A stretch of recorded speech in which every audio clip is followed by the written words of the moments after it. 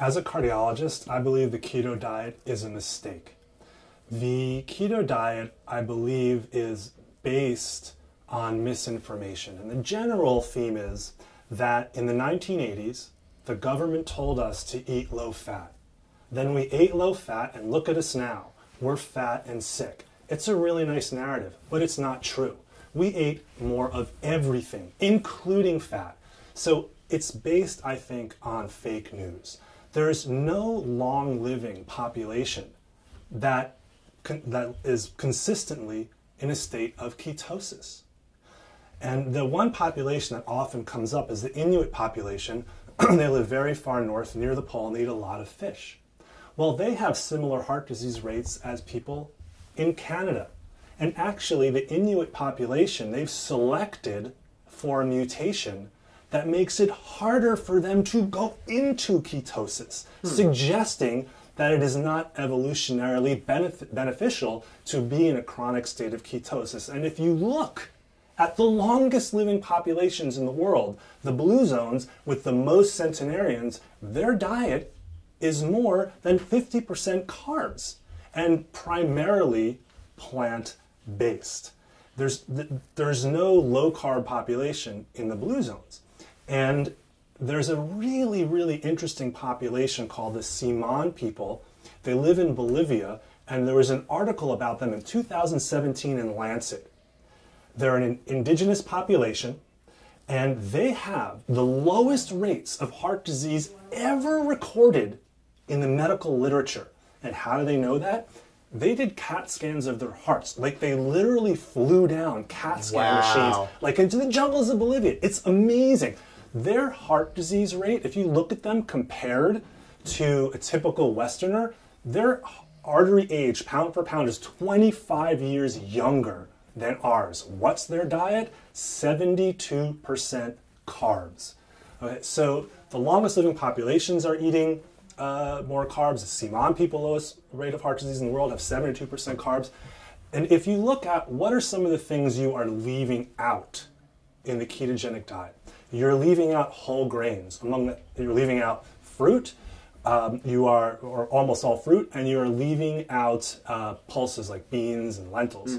All of those things are among the healthiest foods in the world. If you eat, there was a wonderful study out of Lancet by Reynolds where they looked at 135 million person years of follow-up. That's a huge study. You follow me for 1 year in a study, that's 1 person year of follow-up. And they found the more whole grains you ate, the better you did. You lived longer, less heart disease, less cancer, less diabetes. Yeah, you ate more whole grains and you had less diabetes. You're leaving that out. How about the fruit? Similar kind of data. Dr. Du found in a huge population out of China, like 500,000 people worth, published in the New England Journal of Medicine and PLOS Online, the more fresh fruit you ate, the better you did. The less heart disease, the less high blood pressure, the less diabetes. Yes, you ate more fresh fruit and you had less diabetes. I'm kind of getting sick of hearing about how fruit causes diabetes. Beans and lentils, the pulses, also are associated with living longer. You leave all those things out, and then the ketogenic diet is helpful for people with refractory epilepsy in the pediatric population. Right. And it started in this group in the hospital because there's so many side effects. There's pages and pages of side effects. Heart arrhythmias, mineral deficiencies, cardiomyopathy, fractures, kidney stones. They take it, they're very careful with it. I don't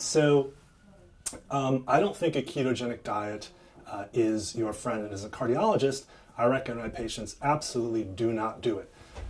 Now, why do people consider a ketogenic diet helpful? There are 2 general categories. One category is weight loss.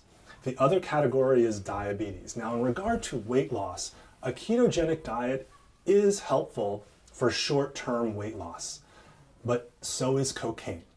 And what happens is if you don't eat any carbs, you use up your glycogen stores in your body. That's what glucose is stored as, and that holds water, so you use them up. You pee out the water, lose a little weight. When you initially start a ketogenic diet, you get something called the keto flu, and you feel a little crummy, so you eat a little less.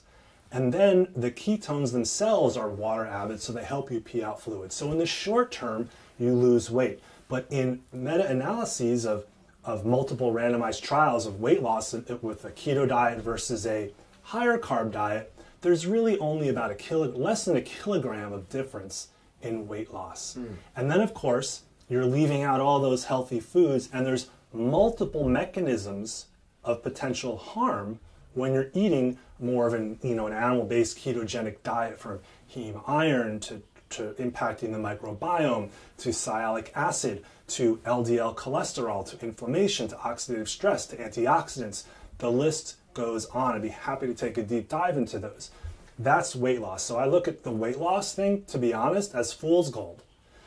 Diabetes, a meta-analyses of large randomized trials, longer term, showed that there's no significant difference between a higher carb, low fat, and a ketogenic diet in terms of sugar control. Now, if you eat no sugar, your blood sugar levels will go down.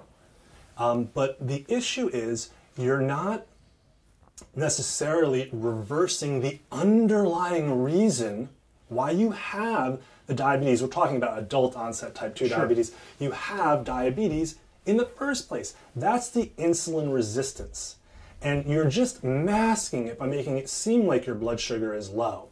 And what happens is, when you're eating more animal products, you get fat deposits in your muscle and your liver, causing insulin resistance, making it harder for the glucose to go from your blood into those places where it can be stored.